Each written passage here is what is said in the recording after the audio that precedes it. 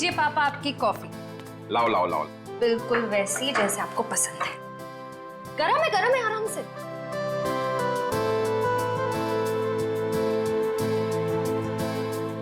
Wow, मेरी बेटी जैसी कॉफी इस दुनिया में कोई नहीं बना सकता। वो तो है, लेकिन एक जमाने में मैं भी बहुत टेस्टी कॉफी बनाया करती थी। तुम हो ही इतनी टेस्टी। मेरा मतलब है तुम आज भी उतनी टेस्टी कॉफी बनाती हो। आप भी ना बेटी के सामने कुछ भी बोल रहे हो। क्यों, क्या हुआ? श्रेया बेटा, तुम्हें कोई प्रॉब्लम है? नहीं पापा, मुझे कोई प्रॉब्लम नहीं है। ये देखो। ना आप खाइए, मैं देखती हूँ।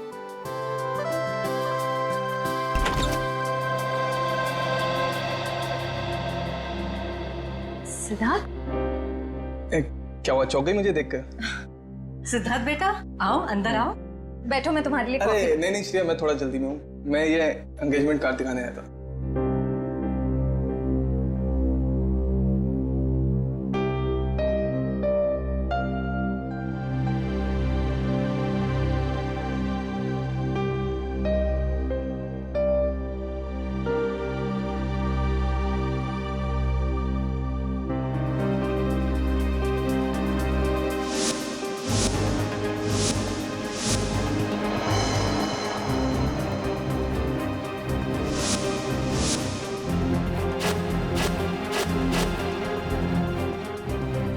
कैसा लगा डिजाइन?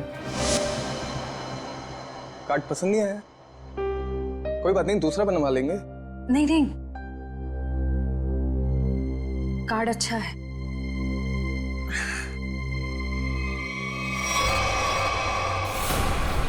चल चल चल चल चल चल चल चल, हम लोग इस बंगले छुप जाते हैं। अरे जैसा भी नहीं यहाँ पर।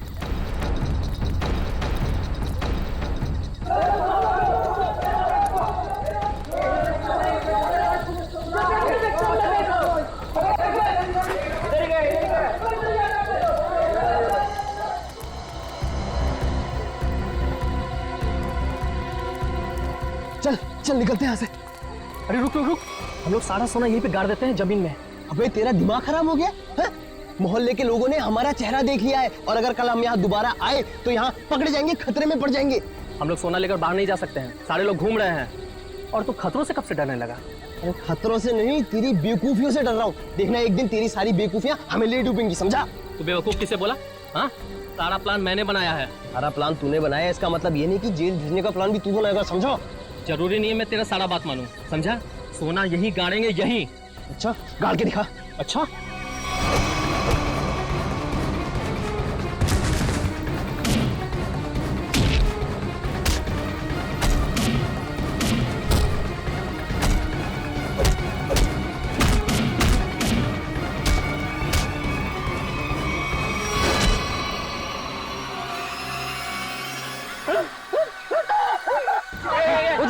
उधर से आवाज है।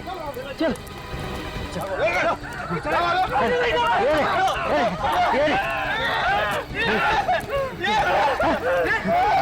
अरे ये तो कंकाल है।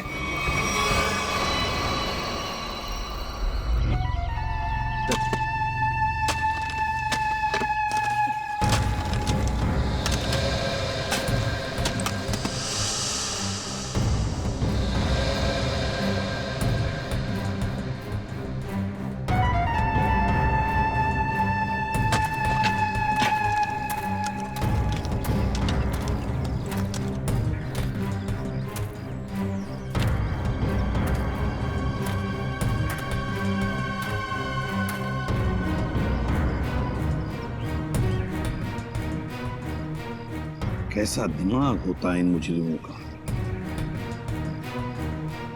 खून करके मन नहीं भरा तो डिजाइन बना दी हड्डियों की।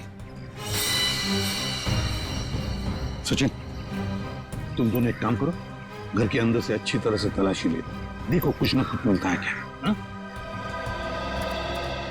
बॉस ये देखो, उस सिर पे रहने ये डिजाइन हाथ और पैर की हड्डियों से बना है। ये देखो, ये पैर की हड्डी और ये हाथ की हड्डी। टांगों की हड्डियां अलग अलग लोगों की है? हाँ तारिका, अलग अलग इंसानों की है। बस मुझे लगता है कम से कम 2 लोगों का तो खून हुआ है यहाँ पर। सर। हाँ हाँ विक्रम। सर ये बाकी की हड्डियां मिल गई है, इन्हें यहाँ पे दफना के रखा गया था। एक एक हड्डी संभाल के उठाओ, हैं? एक एक हड्डी। ये देखो, रूही जरा देखो, घर के अंदर कहीं खून के निशान मिलते हैं क्या?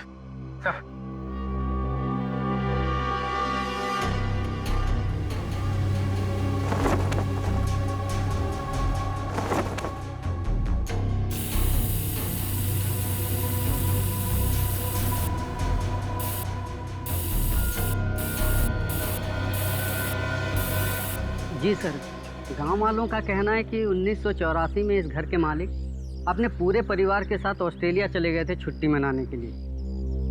कुछ दिनों बाद उनकी मौत की खबर आई वहां से। पूरी फैमिली समुंदर में डूब गई। अच्छा एक बात बताइए, ये इनकी मौत के बाद कोई घर का ख्याल व्याल रखने नहीं आया था? नहीं सर, दोस्तों और रिश्तेदारों को लगता था कि इस घर में कुछ आत्माएं हैं। अच्छा, आप लोगों ने यहाँ पे आत्मा देखी है क्या? जी सर, कुछ परछाइयाँ दिखती रहती हैं अक्सर। हाँ, और कुछ ऐसी भयानक सी आवाजें भी आती है सर। हाँ? कैसी कैसी भयानक सी आवाजें? सर, कभी किसी के चीखने की आवाज, कभी किसी के रोने की आवाज आती है।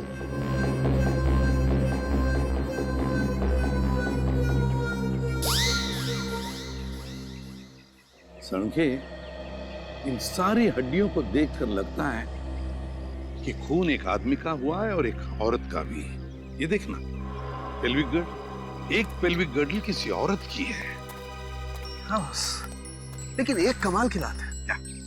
इन सारी हड्डियों में किसी की भी खोपड़ी की हड्डी नहीं मिली। हो सकता है खोपड़ियां किसी और जगह पे छुपा कर रखी हो या फेंक दी हो सकता है ना।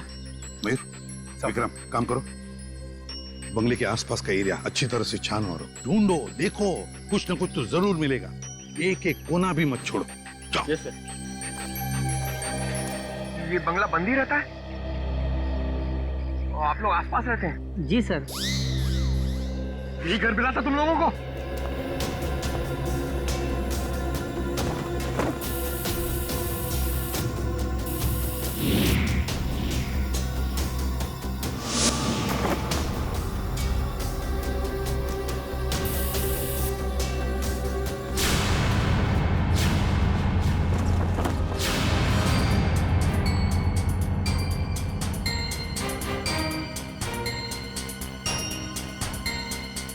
सूखा हुआ खून।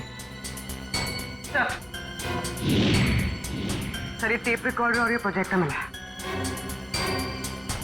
टेप रिकॉर्डर और प्रोजेक्टर और ये सूखा हुआ खून, इसका मतलब कोई ना कोई बहुत गहरा राज छिपा है इस बंगले के अंदर। सर, हाँ सर, खोपड़ी तो कोई नहीं मिली, मगर ये कार की चाबी मिली। कार की चाबी है ना, बड़ी अजीब बात। कार की चाबी है पर यहाँ पर कोई गाड़ी नहीं। एक आदमी एक औरत की हड्डियां हैं पर उनकी खोपड़ियां नहीं। फिर है क्या ये सारा चक्कर? और फिर किसने किया है ये? RAIMA, हड्डियों से रायमा लिखा है सर। रायमा लगता है किसी लड़की का नाम है ये। सर, कहीं ये उसी लड़की का नाम तो नहीं जिसका हमें कंकाल मिला है? हो सकता है। सर, अगर वो दो चोर लुटेरे वहाँ बंगले में छुपने के लिए नहीं जाते तो हमें कभी पता ही नहीं चलता कि वहाँ दो मुर्दे गड़े हुए हैं। और ये भी पता नहीं चलता कि वहाँ पे एक आत्मा है। न जाने कितने साल पहले ये जुर्म हुआ है। और ताज्जुब की बात यह है सर कि खूनी ने लाशों को गाड़ा नहीं, बल्कि उनकी हड्डियों से ये डिजाइन बनाया। I mean, ये नाम लिखा रायमा। यहाँ पर से हमें कुछ चीजें भी मिली है ना, वो टेप रिकॉर्डर, प्रोजेक्टर और कपड़े। इन तीनों चीजों से हमें खूनी के बारे में बहुत कुछ पता चल सकता है। ज्यादा देर खुला नहीं घूमेगा ये खूनी। सर, हमने उन सब चीजों को रिपेयर के लिए भेज दिया है। बहुत जल्द पता चल जाएगा कि हमारा शक सही था या गलत। और वो गाड़ी की चाबी जो हमें मिली थी, कीजो कार की चाबी। कीजो, अच्छा। तो फिर कीजो कार कंपनी से हमें पता चल सकता है। क्या आप हमें बता सकते हैं ये चाबी किस गाड़ी की है और ये गाड़ी आपसे खरीदी किसने? बिल्कुल बता सकते हैं, सबके इनिशियल पॉइंट में डालकर देखेंगे, फौरन पता चल जाएगा। आइए सर। एक मिनट, उससे पहले आप ग्लव्स पहन लीजिए। Thank you.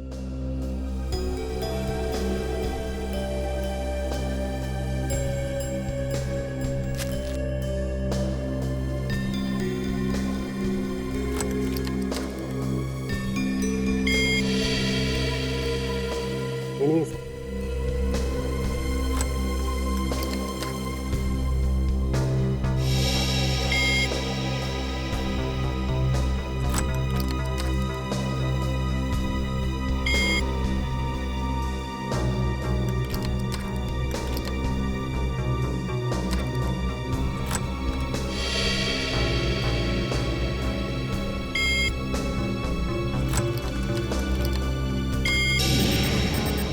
ये देखिए सर, मैच कर गई सर। ये 2009 की कीजो एफएक्स मॉडल है और हमने इसे बनवाना बंद कर दिया है।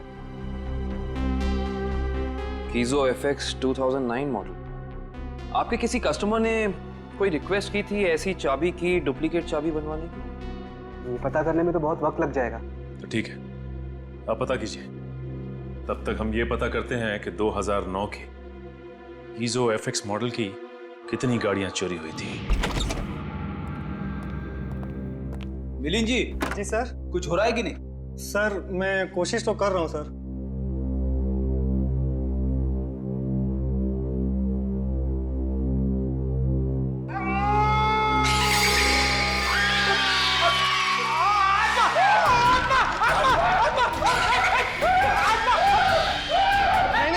नहीं सर, आत्मा नहीं है, ये तो गलती से फेडर खुल गया था। भयानक आवाज। हाँ, ये वही रिकॉर्डर है जो आप लोग लेके आए थे, उसी में से आवाज आ रही थी। सर, ये आत्माओं ने शॉर्टकट मारना शुरू कर दिया है। ये अपनी आवाज यूज नहीं करती हैं, इस टेप रिकॉर्डर में आवाज डाल के यूज करती हैं। पंकज, ऐसा भी हो सकता है कि वहां पे कोई आत्मा हो ही ना, कोई इंसान ही ये सब खेल खेल रहा हो। मिलिंद जी। जी सर। आपको इस प्रोजेक्टर से क्या फुटेज मिला? हाँ सर, एक मिनट। हेलो रचना, तुम नीचे खड़ी हो? ओके, तुम वहीं रुको, मैं आता हूं। सर सॉरी सर, मुझे किसी काम की वजह से नीचे जाना पड़ रहा है। आप लोग ये रिमोट लीजिए ना, आप लोग फुटेज देखिए, पर सर जरा ध्यान से। ध्यान से क्यों? क्योंकि सर ये फुटेज कमजोर दिल वालों के लिए नहीं है।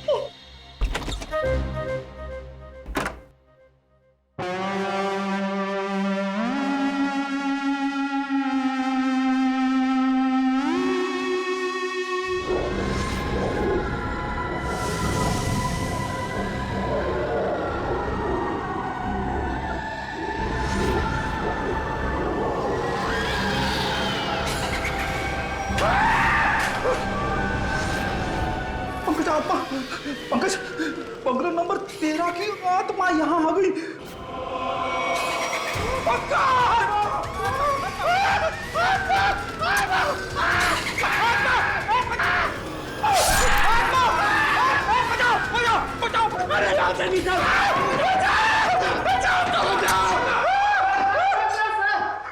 मैंने तो पहले कहा था सर, ये फुटेज कमजोर दिल वालों के लिए नहीं है। नहीं है। अरे आपको क्या इतनी सी फुटेज मिली थी? हाँ सर, अभी तो यही फुटेज मिली है। अरे ये क्या कम है, पता नहीं एसीपी साहब क्या कहेंगे ये फुटेज देखकर। आप उनसे ये मत कहना कि हम दोनों डर गए थे। सर मैंने तो उनको फोन करके सब कुछ बता दिया। हमारा अंदाजा सही निकला।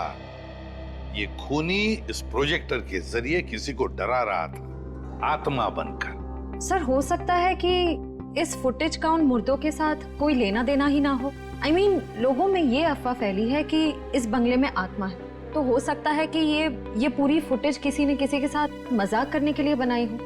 नहीं श्रेया, नहीं, इन दोनों चीजों का जरूर एक दूसरे से कोई ना कोई संबंध है। ये डरावनी फुटेज उस खूनी के विकृत दिमाग में से ही निकली है। हाँ सर, किसी को डराने या मजाक करने के लिए कोई इतनी मेहनत नहीं करेगा। फुटेज में ये जो आत्मा है इसे प्रोफेशनल तरीके से फिल्माया गया है, स्पेशल इफेक्ट्स के साथ, जैसे फिल्मों वगैरह में होता है। और इस फुटेज को देख के लगता है सर कि खूनी को स्पेशल इफेक्ट्स का काफी ज्ञान है, या फिर हो सकता है उसने ये फुटेज किसी स्पेशल इफेक्ट स्टूडियो में बनवाई है। हाँ, बिल्कुल सही, ऐसा ही हो सकता है। तो शहर में जितने भी स्पेशल इफेक्ट्स के स्टूडियोज हैं, सब में जाकर के पता लगाना पड़ेगा। आइए सर, ये बलविंदर है, वो गाड़ी की चाबी इन्हीं की थी। क्या बात है सर, मुझे यहाँ क्यों बुलाया गया है? हमें आपकी गाड़ी की चाबी मिली है। कहाँ से सर? उन्नति नगर, बंगला नंबर 13। ये एड्रेस को जाना पहचाना लग रहा है? नहीं सर। नहीं? रायमा नाम सुना है पहले कभी? बिल्कुल नहीं सर। मगर सर, इसका मेरी गाड़ी से क्या लेना देना है? आपकी गाड़ी है कहाँ? सर, वो तो कई सालों से गायब ही है। कब से? 5 जुलाई 2011। दरअसल मेरा टैक्सी का बिजनेस है। मेरी कंपनी का नाम है बलविंदर एंड कंपनी। मेरा ड्राइवर प्रीत उस दिन गाड़ी लेकर न जाने कहाँ गायब हो गया। तब से लेकर आज तक मेरी गाड़ी का कोई अता पता ही नहीं है सर। और उस ड्राइवर का? अस्पताल से फोन आया था कि उसे वहां भर्ती किया गया है। मैं उसे वहां देखने गया था। उसकी हालत बहुत खराब थी सर। आग लगने की वजह से उसका थोड़ा शरीर जल गया था। रहता कहाँ ये तुम्हारा ड्राइवर? सर, आजकल वो मानसिक चिकित्सालय में है। सर, वो बहुत गहरे सदमे में है। मानसिक चिकित्सालय? कौन से हॉस्पिटल में है वो? सर, पूना से 50 किलोमीटर आगे एक स्टेट मेडिकल सेंटर है, वहीं पर है वो। State medical centre?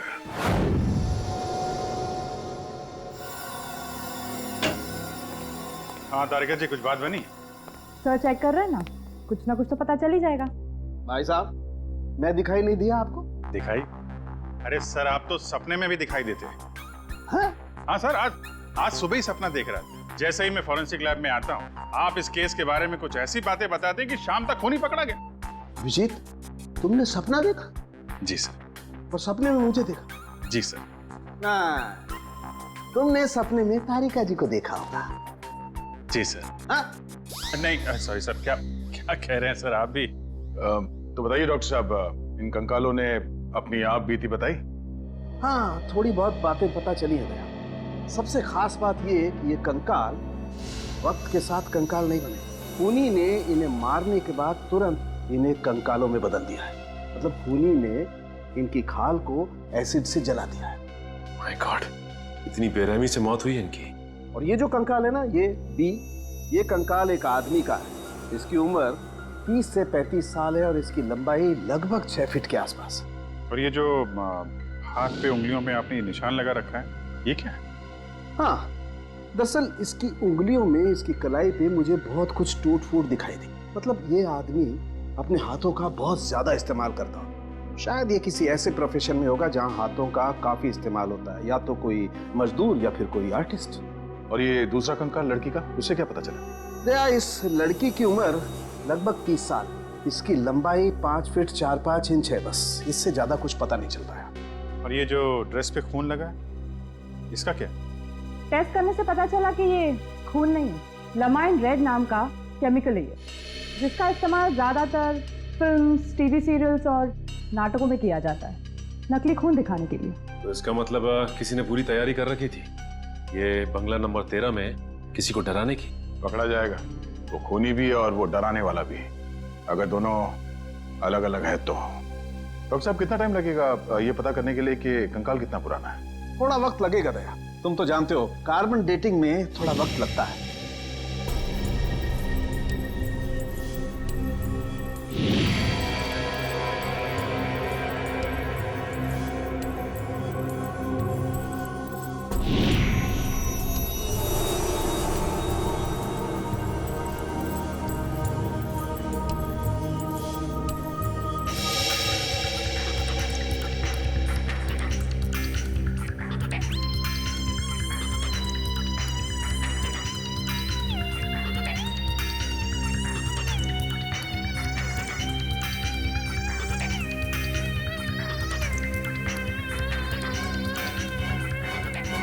गुड, अब गणित शुरू हो गई है। अब पता लग जाएगा दरअसल इन लोगों की मौत कब हुई थी। सर, मुझे लगता है इन दोनों को एक साथ ही मारा होगा।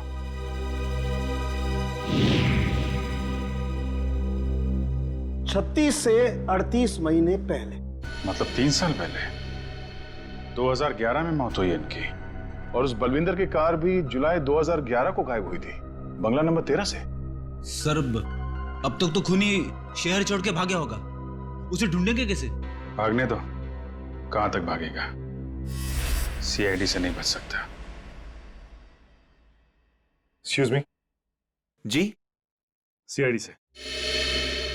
हेलो सर, मैं आप ही लोगों का इंतजार कर रहा था। अच्छा, जो फुटेज हमने भेजी थी उसके बारे में कुछ पता चला? हाँ सर, उसको चेक किया मैंने और उसके सारे स्पेशल इफेक्ट्स हमारे स्टूडियो में ही हुए थे, लगभग 3 साल पहले। गुड। उस फिल्म का नाम क्या था? सर फिल्म का नाम था आत्मा की चीख। हाँ, और सर वो फिल्म पूरी नहीं हो पाई थी। अधूरी फिल्म की फुटेज। सर वो फिल्म तो अधूरी थी ही, साथ में हमें हमारा पूरा पैसा भी नहीं मिला। कौन से बैनर की फिल्म थी ये? प्रोडक्शन हाउस का नाम क्या था? सर वो नए लोग थे और उस प्रोडक्शन हाउस का नाम था, 1 मिनट, हाँ सर उसका नाम था magic media works. Magic media box. अब तो यही लोग बताएंगे कि इस आत्मा की चीख को लोग सुन के नहीं पाए। प्रीत की हालत भी पिछले 3 सालों में बिल्कुल सुधार नहीं हुआ। उस वक्त भी किसी लड़की की आत्मा के बारे में बात करता था और आज भी करता है। सर लड़की की आत्मा? अच्छा, पिछले 3 साल में जितने भी लोग प्रीत से मिलने आए थे उनकी लिस्ट चाहिए हमें। हाँ, हैरानी की बात यही है सर, पिछले 3 सालों में इससे कोई भी मिलने नहीं आया सिवाय मिस्टर बलविंदर के, जो इनके इलाज का खर्चा उठा रहे हैं। बलविंदर? जी सर। ओके।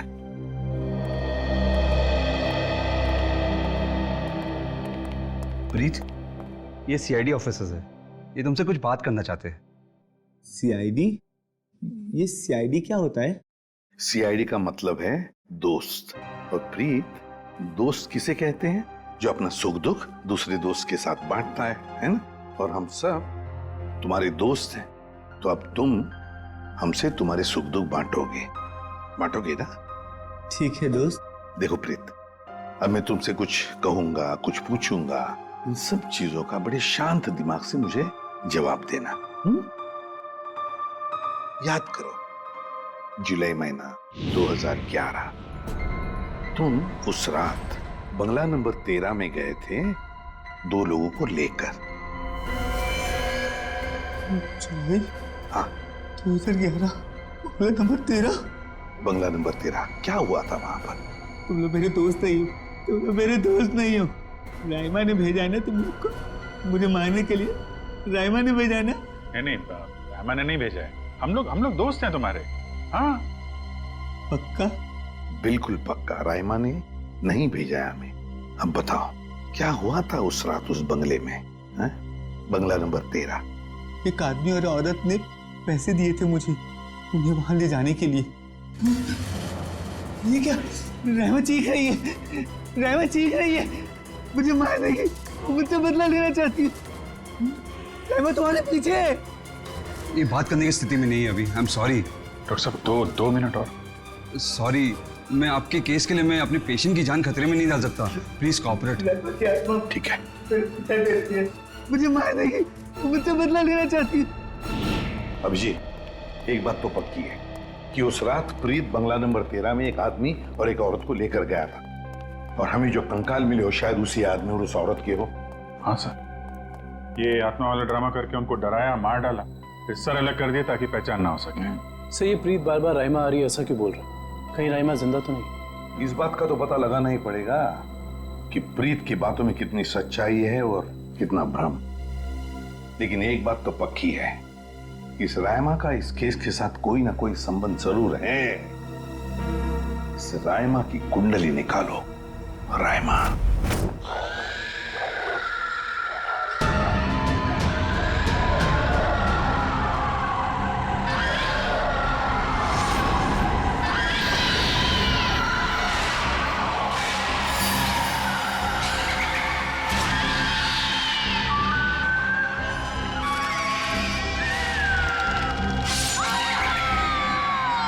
ये फुटेज आपको जिस बंगले से मिली वहां खून हुए? जी हाँ, 2 खून। वैसे ये फिल्म की फुटेज आपकी है ना? जी हाँ। क्या बताऊं सर, बड़ी ही मनहूस फिल्म थी। 10 सीन ही शूट किए थे, फिर फिल्म बंद हो गई। और बंद होने के बाद इस फिल्म के सारे राइट्स मैजिक मीडिया बॉक्स के पास आ गए, if I am not wrong, है ना मिस्टर आलोक? अब इस तरह के फुटेज तो हमारे पास काफी पड़े रहते हैं, अब पता नहीं ये फुटेज उसके हाथ कैसे लग गए। मतलब आप भी मानते हैं कि ये फुटेज गलत हाथों में लग गए, जिसका उसने गलत फायदा उठाया और दो खून किए? शायद कोई बाहर वाला होगा। लेकिन आपको ऐसा नहीं लगता कि कोई अंदर वाला भी हो सकता है? क्योंकि ऐसा काम करने के लिए अंदर वाले के लिए कोई आसानी ज्यादा होती है। वैसे इस फिल्म पे आप लोग क्या क्या काम कर रहे थे? सुनील राइटर था, आलोक डायरेक्टर और मृणाल कॉस्ट्यूम डिजाइनर। और आप प्रोड्यूसर, राइट? जी। आप में से कोई राइमा को जानता है? राइमा हमारे फिल्म की हीरोइन थी। सर आप कैसे जानते हैं राइमा के बारे में? आप एक काम कीजिए मिस्टर आलोक, आप अपनी फिल्म की हीरोइन राइमा को यहाँ बुला लीजिए। वो एक्चुअली कई साल पहले राइमा एक हादसे में आग में जलकर मर गई। मर गई? अच्छा, राइमा की कोई तस्वीर या फोटो? मृणाल, फोटो ले आओ। जी सर। एक मिनट, अभी आपने कहा कि वो जल के मर गई, लेकिन कैसे? ज्यादा कुछ तो पता नहीं है, क्योंकि उसके और हमारे बीच तनाव हो गया था। और वो क्यों? वो एक्चुअली हम राइमा को अपनी फिल्म में हीरोइन लेना चाह रहे थे, पर बाद में हमने अपना इरादा बदल लिया और स्मृति को हीरोइन ले लिया और राइमा हो गई साइड एक्ट्रेस। तुम मेरी जगह ये छिपकली को हीरोइन बनाना चाहते हो? तुम्हारा दिमाग खराब हो गया है? राइमा, तमीज से बात करो। मैंने तुमसे कहा ना, अगली फिल्म में तुम्हें हीरोइन बनाऊंगा। इस फिल्म के किरदार के लिए तुमसे बेहतर स्मृति। अच्छा, तो ये बात पहले क्यों नहीं सोची जब मुझे फाइनल किया था? ये फिल्म इंडस्ट्री है राइमा, यहाँ किसकी किस्मत कब यू टर्न मार जाए कोई नहीं कह सकता। ये फिल्म मेरी किस्मत में थी, मुझे मिल गई। इंतजार करो, सिर्फ इंतजार। एक दिन तुम्हारी जिंदगी ऐसी दिशा में चली जाएगी जिसका अंत गहरी खाई में होगा, समझे तुम? क्या तुम मुझे धमकी दे रही हो? धमकी ही समझ लेना। राइमा रुको, राइमा। सूरज गया था राइमा को मनाने के लिए, लेकिन कोई फायदा नहीं। एक हफ्ते बाद खबर आई कि एमजे स्टूडियो में आग लगी है और राइमा की मौत हो गई। मुझे अफसोस है, अगर राइमा हमारी फिल्म की हीरोइन होती तो शायद ये दुर्घटना ना होती और आज वो जिंदा होती। आलोक जी, आप एक काम कीजिए, आप अपनी फिल्म की नई हीरोइन स्मृति, उनको यहाँ बुलाइए जरा। मैंने उसे कॉल किया था, उसका फोन लगा नहीं, और आर्ट डायरेक्टर विराज का भी वो फोन डेट बता रहा था। विराज और स्मृति से मिलना पड़ेगा। सर, ये रहे फोटो। ये है राइमा। राइमा ने स्मृति को धमकी दी, उसके बाद राइमा खुद मारी गई। तो फिर ये खून कर कौन रहा है? इसका जवाब तो अब विराज और स्मृति से मिलकर ही पता चलेगा। मैंने पता किया, ये विराज और स्मृति इस ब्लू रोज प्रोडक्शन हाउस में काम कर चुके हैं। गुड निखिल, इससे पूछते हैं। अरे सुनिए भाई साहब जी, ये विराज शंकर है, आर्ट डायरेक्टर है, काफी टीवी में और फिल्मों में सेट लगाए हैं इन्होंने। इन्हें पहचानते हैं आप? नहीं सर, मुझे नहीं मालूम। जी, आगे पूछते हैं। एक्सक्यूज मी, हम लोग सीआईडी से। जी। आप विराज शंकर को जानते हैं? विराज शंकर? हाँ सर, मैं जानता हूँ। वो बेचारे बहुत कर्जे में थे, पर फिर पता नहीं क्या हुआ उनका। उनका कोई एड्रेस, कोई पता? सर, इस बारे में कुछ ज्यादा तो पता नहीं है, लेकिन उनका ऑफिस कहीं अंधेरी में है। अच्छा, ये फोटो को ध्यान से देखिए। स्मृति ये फिल्मों में काम करती है, पहचानते हैं आप इन्हें? जी हाँ, इनकी बंद फिल्म के बाद इनको कोई प्रोड्यूसर फिर से रिलॉन्च करना चाहते थे, लेकिन सर ये पता नहीं क्यों बदकिस्मती से ये 2011 में अमेरिका चली गई और उसके बाद फिर लौट के आए हैं। ये स्मृति का कोई अता पता जहाँ हम उनसे मिल सकते हैं?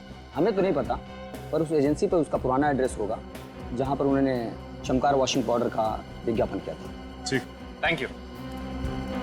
एड एजेंसी से स्मृति के घर का पता निकलवाते हैं।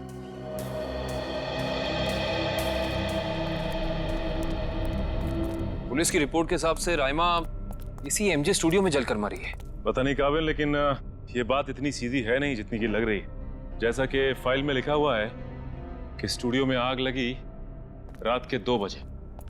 ये रईमा स्टूडियो में 2 बजे करने क्या आई होगी, जबकि यहाँ शूटिंग भी नहीं चल रही थी। सही कह रहे हो सचिन, लेकिन एक बात है जो मेरे दिमाग से निकल नहीं रही है, वो ये कि यहाँ रात 2 बजे आग लगी तो सुबह 5 बजे तक किसी को पता क्यों नहीं चला?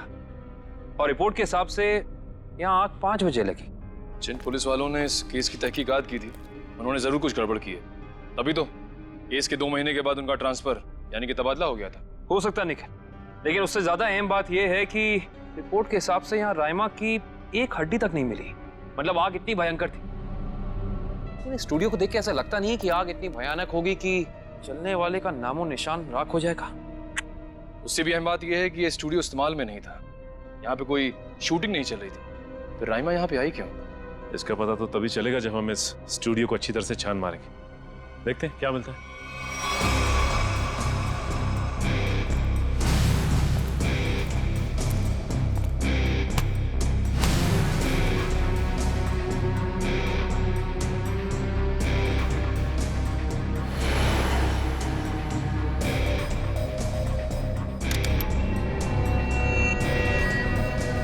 ये देखो, जली हुई गन।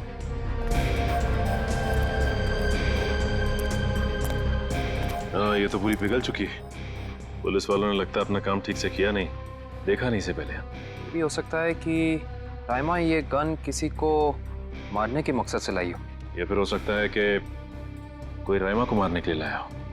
ये भी पॉसिबिलिटी है। जरूर कुछ है यहाँ, देखते हैं और क्या मिलता है।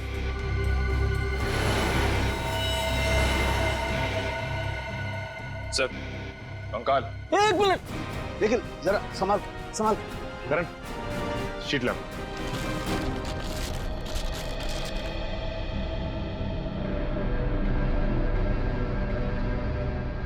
एक बार कंकाल, वो भी पूरी तरह से जला हुआ।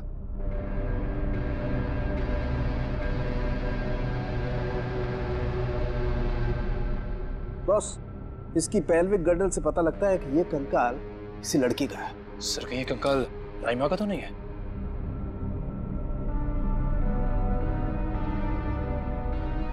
और इसकी लंबाई 5 फीट 6 इंच। और राइमा की लंबाई 5 फुट 3 इंच।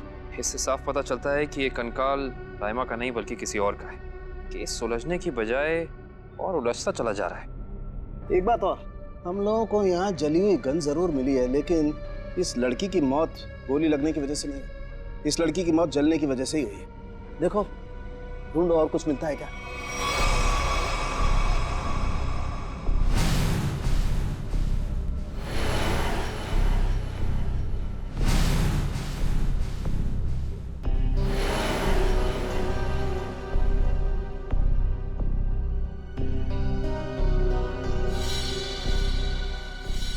सर ये देखिए सर, बाल बाल।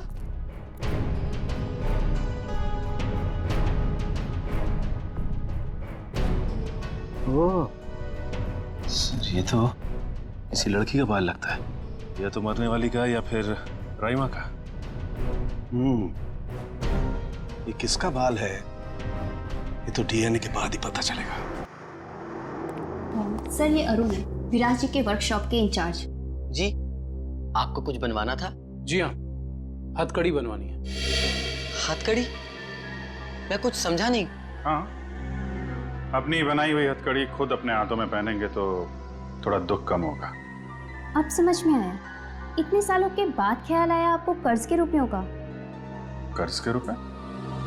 हाँ, इसीलिए तो आप उन्हें ढूंढ रहे हैं, क्योंकि वो लोगों से लिया हुआ कर्ज वापस नहीं कर पाए। नहीं मैडम, हमारा यहाँ आने का मकसद कुछ और है। विराज को बुलाई, कहाँ है वो? ये तो कोई भी नहीं जानता।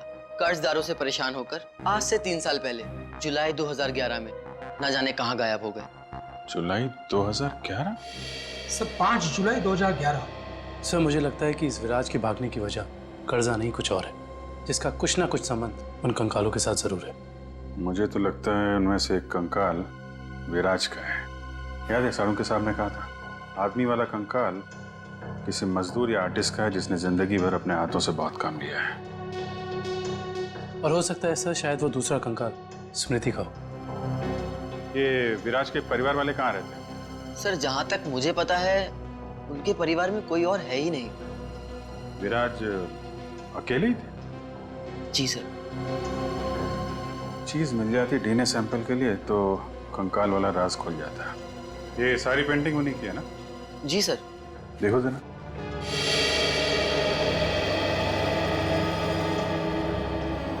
सर थंबप्रिंट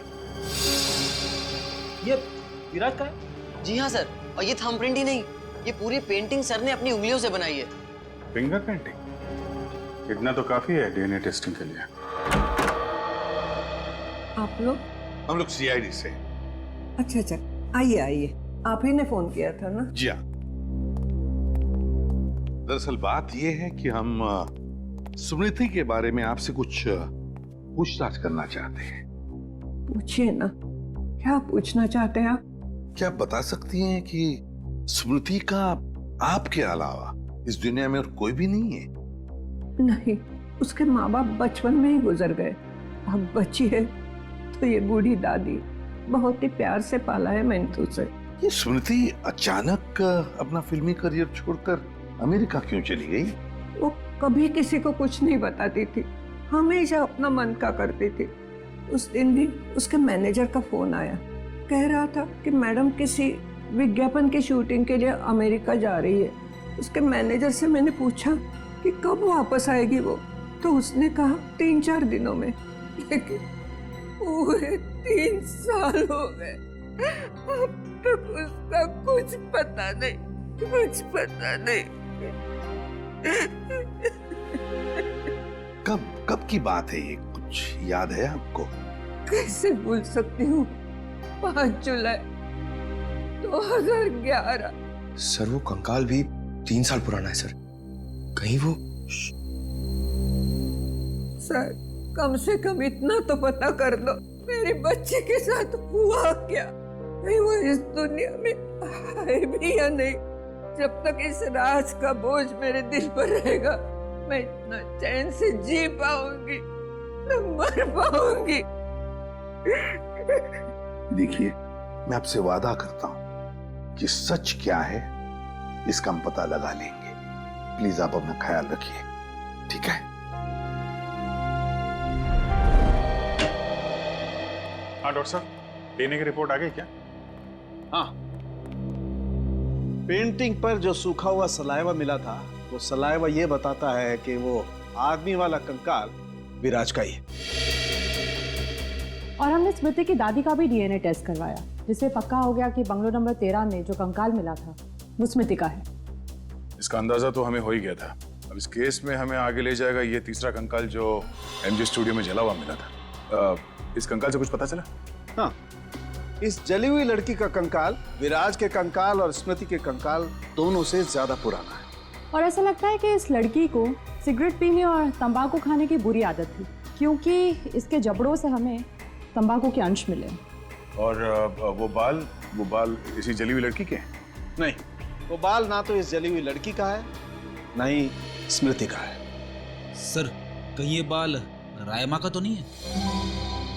सर इस केस की सुई घूम फिर के रायमा पर आकर अटक गई। पता लगाना पड़ेगा रायमा के साथ आखिर हुआ क्या था।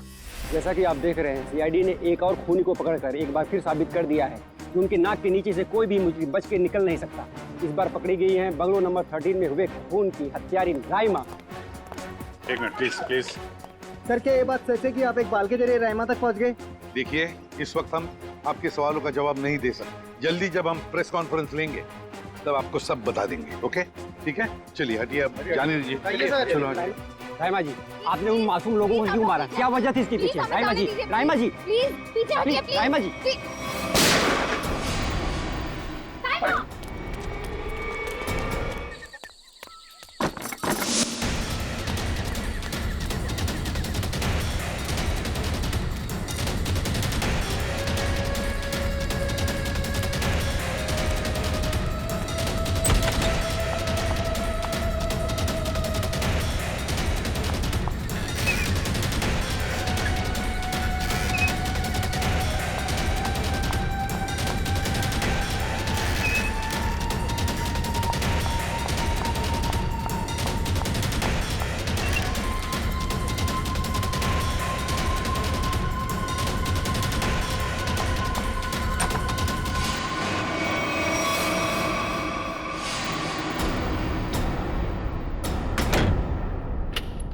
बस, बहुत हो गया, अब कुछ नहीं हो सकता। बाहर आ जाओ। ये कहानी इसी घर से शुरू हुई थी और खत्म भी इसी घर में होगी, आज ही।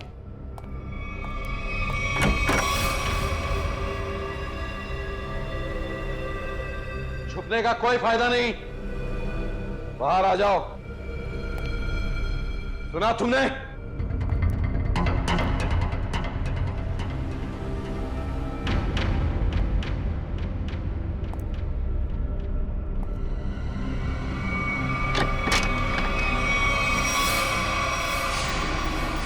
बहुत हो गया नकली रायमा बनने का नाटक। पर come on move.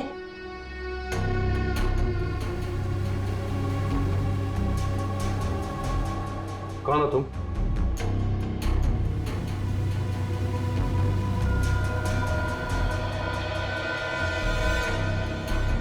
CID officer पूर्वी। सीआईडी?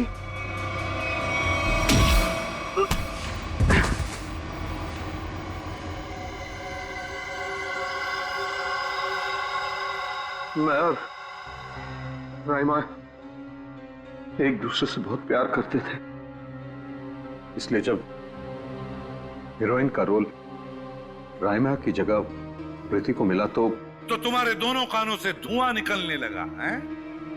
हाँ, हम स्मृति को सबक सिखाना चाहते थे, इसलिए हमने उसके अतीत के बारे में रिसर्च शुरू की। राइमा को पता चला कि एक्ट्रेस बनने से पहले स्मृति ड्रग्स के कारोबार से जुड़ी थी। इसलिए रायमा ने स्मृति को ब्लैकमेल करना शुरू कर दिया। क्यों? स्मृति को लगा कि उसका करियर खत्म होने वाला है, उसके रीलॉन्चिंग के सपने पर पानी फिर जाएगा, इसलिए उसने और उसके बॉयफ्रेंड विराज ने एक किलर को रायमा की सुपारी दी। यह तो अच्छा हुआ कि उस किलर की गोली से रायमा नहीं मरी, बल्कि वो अपराधी खुद उस आग में जलकर मर गई।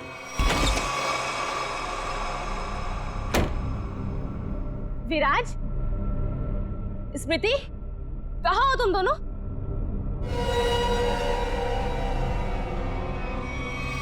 कौन हो तुम? जिया। जिया? कौन जिया? और ये दरवाजा क्यों बंद कर दिया? ताकि तुम्हें अकेले में तोहफा दे सकूं। हाँ? स्मृति और विराज को ब्लैकमेल करने का तोहफा। हाँ? और क्या कर रही हो तुम? सुना है आग से जलकर मरने में बहुत दर्द होता है। आग? छोड़ दो मुझे, प्लीज, गोली मत चलाना। मौत से बचकर कहाँ भाग रही हो? मौत से तो आज तक कोई नहीं बच पाया। छोड़ दो मुझे, प्लीज छोड़ दो मुझे, गोली मत चलाना, प्लीज छोड़ दो मुझे, छोड़ दो मुझे। कोई आखिरी ख्वाहिश?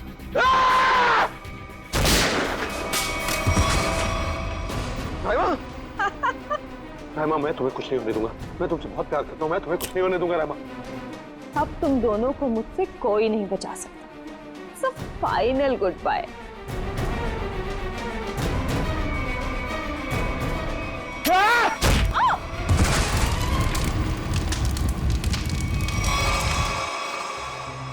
और रहीमा, उसका क्या हुआ? जिंदा लाश बन गई वो। तब मैंने ठान लिया, अब मेरी जिंदगी का सिर्फ एक ही मकसद होगा, स्मृति और विराज की बर्बादी। मैंने उन्हें यकीन दिला दिया कि रायमा जिंदा है, इसलिए वो लोग यहां आए, उस ड्राइवर को लेके जिसने एमजे स्टूडियो में आग लगाई थी। और फिर तुमने उन्हें डराना शुरू कर दिया, उनके दिमाग में यह भ्रम पैदा कर दिया कि यहां पर रायमा की आत्मा अभी भी है जो उनसे बदला लेना चाहती है। हाँ, और फिर उन्हें मार डाला और उनका सिर काट के अपने साथ ले गए, ताकि अगर कभी उनकी लाश मिलती भी है तो उन्हें कोई पहचान ना सके। बेवकूफ हो तुम, बेवकूफ। अगर कानून की मदद लेते तो उन दोनों को वैसे ही सजा होती, मगर नहीं, तुमने कानून को अपने हाथों में लिया, उन दोनों को बेरहमी से मार डाला। और रायमा, उसका क्या? कभी सोचा तुमने? उस बेचारे की जिंदगी का फैसला तो अब कानून करेगा, लेकिन तुम्हारा फैसला तो हो ही गया, समझ लो। तुम्हें तो फांसी होगी, फांसी। Good morning. Hi. Good morning. अरे ये क्या लेके आई हो? सर ये आप सबके लिए मिठाई है और मेरी एंगेजमेंट के इनविटेशन कार्ड्स हैं।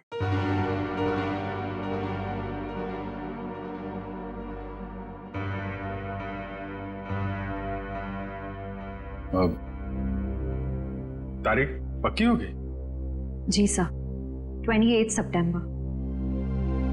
अच्छा। दो हफ्ते बाद ही है। काफी तैयारी करनी होगी आपको तो। सर ज्यादा कुछ तैयारियां करनी नहीं, सिद्धार्थ को भी मेरी तरह एक छोटा सा ही फंक्शन चाहिए था। ये तो बहुत अच्छी बात है। Congratulation Shreya. Thank you sir. चलो मुंह मीठा कराओ। हाँ श्योर।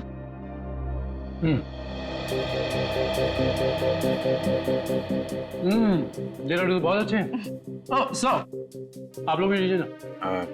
हाँ, थैंक यू सर। लो फ्रेडी, मुंह मीठा करो। रहने तो मीठा खाने का मन नहीं है मेरा। अरे फ्रेडी, एक लड्डू से कुछ नहीं होगा, लो ना। Sir please. ये हुई ना बात पूर्वी। तुम ही लो श्रेया। नहीं सर थैंक यू, लेकिन आप सबको जरूर आना है। ये भी कोई पूछने की बात है श्रेया? हम सब जरूर आएंगे, है ना सर?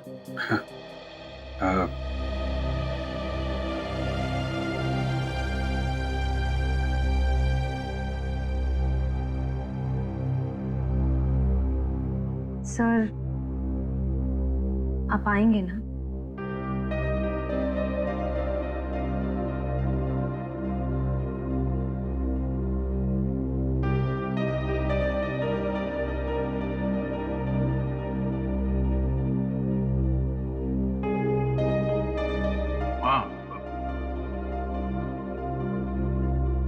मैं जरूर आऊंगा।